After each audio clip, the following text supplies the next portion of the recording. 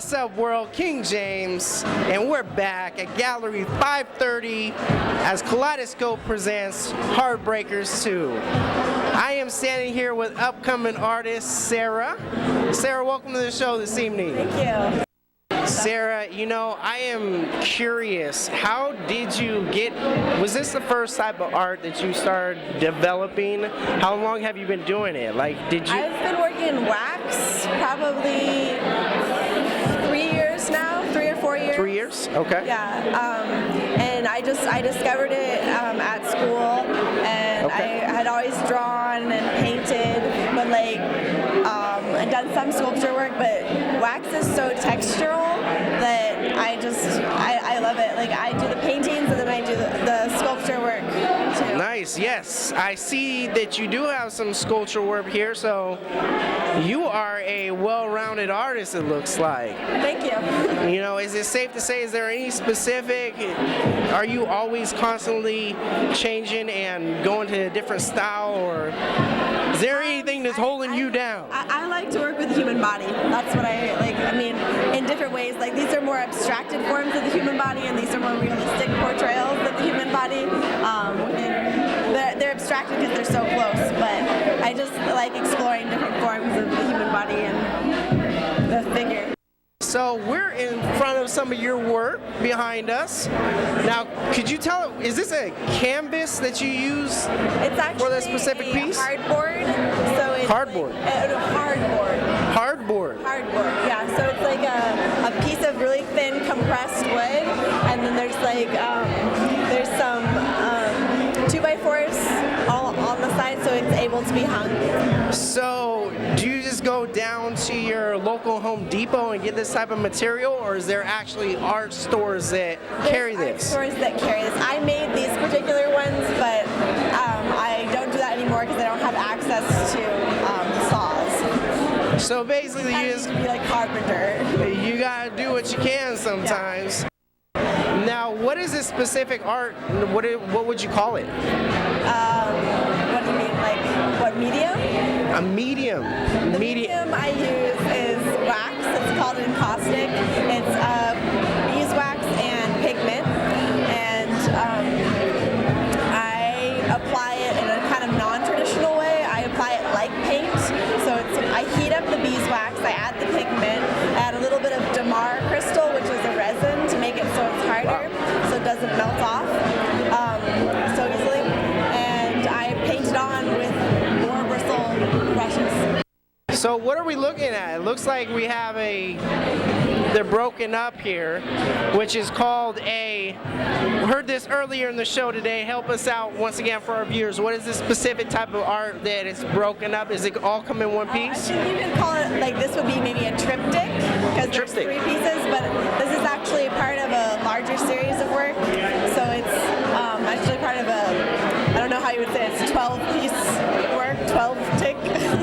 So do you sell each piece separately, or for example, this specific piece of work behind us, we have an ear and we have an eye and a mouth. Yes. So they each be sold separately, correct? Each piece is sold separately. When I originally showed them a few years ago, they were for sale as an entire 12-piece body of work, but also individually. So they're kind of getting pricey when they're all together, and I'd rather have my work sold than just sitting around my house.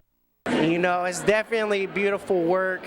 Tell us about your reaction. So when you got that phone call that Kaleidoscope wanted to display your work here this evening, how does that make an upcoming artist like yourself feel to be able to have your opportunity like that? I was really excited. I actually was supposed to be away this weekend. Really? I canceled my trip because of the show.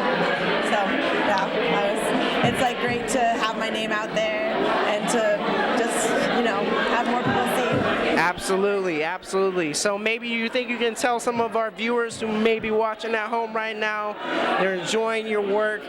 Is there a place for them? You have an email address that they can reach out if they want more information. Yeah, if you go on Facebook, that's probably the best way to see. I have a lot of dolls on there. If you search Dolls Imagined, so that's dolls, then imagined, like you're imagining something. So that's probably the best way. Also on Etsy, ETSY, dollsimagine.etsy.com. Sarah, I'd like to thank you for coming on the show. Thank you. And definitely good luck tonight. And you are watching uTV. We're here at Gallery 530, located in Santa Rosa, as Kaleidoscope presents Heartbreakers 2. Earlier today, uTV got to sit down with Jimmy Esquivel to talk about Heartbreakers 2 and the majority. Check it out. What's up, world? King James, and I am sitting here with one of the sponsors from the Kaleidoscope Art Show, Heartbreakers 2. That is correct. I am sitting here with Jimmy Hits. Jimmy, welcome to the show today. Thank you. Thank you for having me. It's a great show. There's a lot of questions I have to ask you, but I know you're a busy man, so I'm just going to come out and ask you, where did you guys find some of these artists that were featured at the Heartbreakers 2 art show? Basically, have like a little art collective, and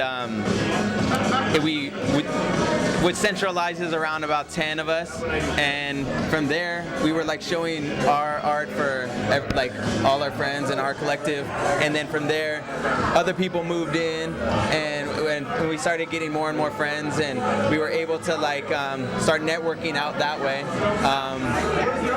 After a while, after a couple months or so, people started reaching out to us and started you know, getting just wanting to be involved. How we did it. So I know you play a big involvement. Now tell the viewers out there your position in the whole Kaleidoscope. Well, Kaleidoscope, it started with me and Roman. The idea started with me and Roman. I was throwing art shows in Petaluma, and I was doing it at the beginning. I was doing it by myself, and then I used to do everything. I used to do like all the design work, the flyers, hand out flyers, promotions, book the artists. I would paint, I would DJ, host the party, and then I slowly started building up a collective, and that's where the majority started. We were basically the majority of the people that didn't want to follow the sheep, and that's how it started. So that's where the name majority then came from. So then I started doing that, and then pretty soon there was I took a break for a little bit, and then I joined up with Roman, and we started Kaleidoscope, and then it's been on since then. Yeah. Nice. Now we're sitting in front of some of your work here. MJ, I think all of our viewers know that MJ is one of the biggest influences that I had in the whole entertainment game. But I know the proceeds and benefits, not only was this opportunity for young artists to get their work shown, but you guys, besides that fact, you guys are doing a lot for the community. You're giving back. I know one of the organizations you used was Worth Our Wait. Yeah. Could you tell us a little bit about that? Worth Our Wait helps kids and teaches like kids that are like troubled youth, and it gives them opportunity to learn how to like cook and like learn how to, you know, just deal with the culinary arts. And we'd give percentage of the proceeds to them every month. Nice. Sounds like you're doing big things for the community, and once again, uTV would like to thank the whole Kaleidoscope, all the artists. Just proud to be a part of something so good as far as like benefiting the community. I think it's awesome, and you guys keep up the good work. Thank you so much. Definitely. Jimmy, thank you once again for coming on the show. Thank you. Is there a quick email that you'd like to throw out there for our viewers to get in contact you? If you have more questions. You can basically just check out my website, jimmyhits.com, JIMMYHITS.com. Has all my info, all my stuff. Check it out. There you have it, viewers. Keep it locked in right here. We have more from the Kaleidoscope Art Show presents Heartbreakers 2.